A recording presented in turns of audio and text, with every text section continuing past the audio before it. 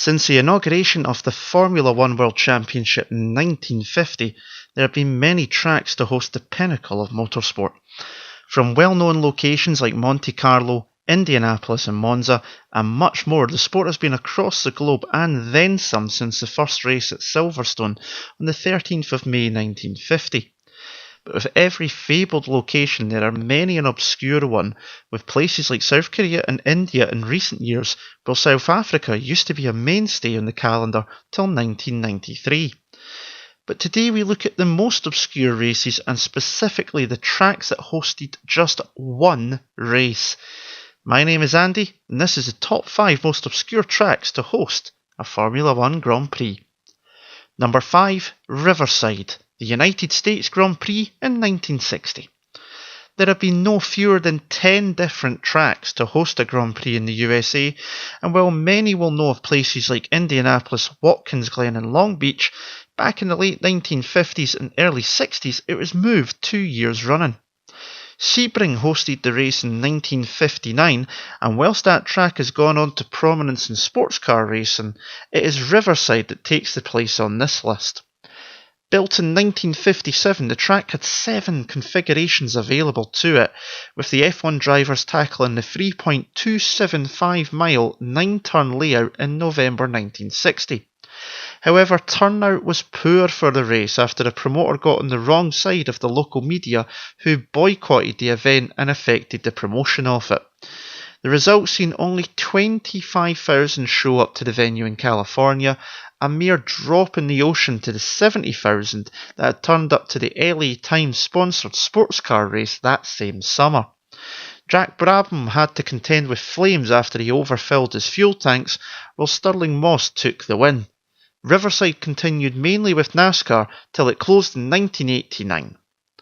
Number 4, the Circuit de Monsanto, the Portuguese Grand Prix in 1959.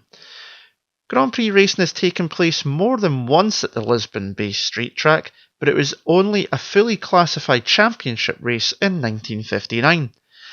Covering 3.38 miles, it was considered very difficult to drive due to numerous surface changes, which even included tram lines at one point of the track.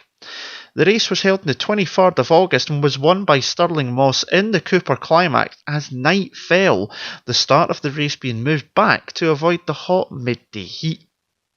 Moss was in a class of his own around Monsanto, lapping the entire field on a day that seen Jack Brabham survive a somersaulting crash on the 23rd lap after hitting a telegraph pole. The Aussie was thrown clear of his car and then nearly run over by American Maston Gregory.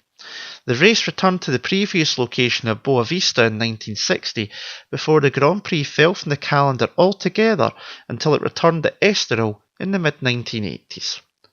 Number 3, Avis, the German Grand Prix in 1959.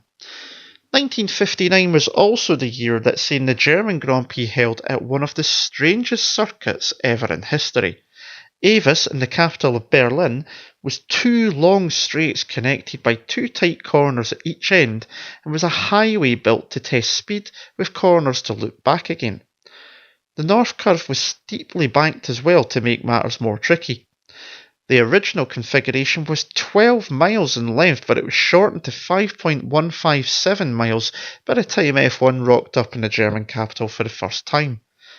Even more weirdly, the race was held over 2 30-lap races, with the final classification being an aggregate of the 2 races. The Ferraris dominated both races, with the Scuderia taking a 1-2-3 with Tony Brooks taking the winning honours from Dan Gurney and Phil Hill. But the most famous image from this track is that of Hans Hermann, who crashed his BRM P25 with laps to go in the second heat after hitting the hay bales. The German was thrown clear of the car as it somersaulted along the track and was destroyed. Avis would still hold races all the way up to 2003, mainly the DTM touring cars in the later years, before closing, and is now a part of the Autobahn in the Berlin area. Number 2, An Diab, Moroccan Grand Prix in 1958. Morocco has only ever hosted one F1 Championship Grand Prix, and it was the final round of the 1958 championship. The road circuit was built in a mere 6 weeks in 1957, hosting a non-championship race that year. The mainly rectangular track comprised of public roads around Casablanca. Some of that make up the local roads to this day. On the day in 1958, it was, once again, Stirling Moss who took the win in his Vanwall, taking over 2 hours to complete the 53 laps of the 4.734 mile track. But the race is mainly remembered for a horrific crash to British driver Stuart Lewis Evans when his engine seized, catapulting the car off the track into the sand dunes. The car burst into flames and it took several minutes to get the Brit out of the car, and he would die from his injuries 6 days later, and Grand Prix cars never returned to Casablanca. And number 1, Pescara, the Pescara Grand Prix in 1957. Now everyone thinks that the Nürburgring is long track, but Pescara on the Adriatic coast of Italy was so long it comprised of many different villages in the area.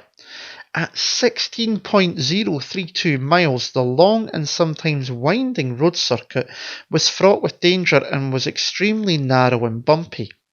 The track had 2 long straights broken up by tight corners and a twisty section to the south.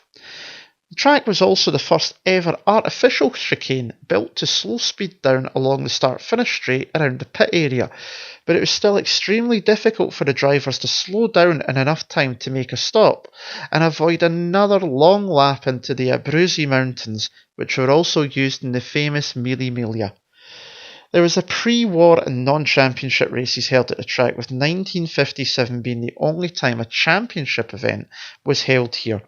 Ferrari, despite being in Italy, didn't send cars for Mike Hawthorne and Peter Collins due to a dispute with the Italian government and the Auto Club of Italy that surfaced from a crash during the 1957 melee, where his driver Alfonso de Potango and his co-driver and 9 spectators died. The race would go ahead, and once again Stirling Moss took victory by over 3 minutes. Such was the Brits' lead that he was able to stop and have an oil change and a drink halfway through. The track never hosted Grand Prix cars again and held its final race in 1961. And that's the list of the top 5 obscure Grand Prix locations. Comment below what your thoughts are on this list. Hit like and don't forget to subscribe as well. My name's Andy, and until the next video, I'll see you again soon. Ta-ra.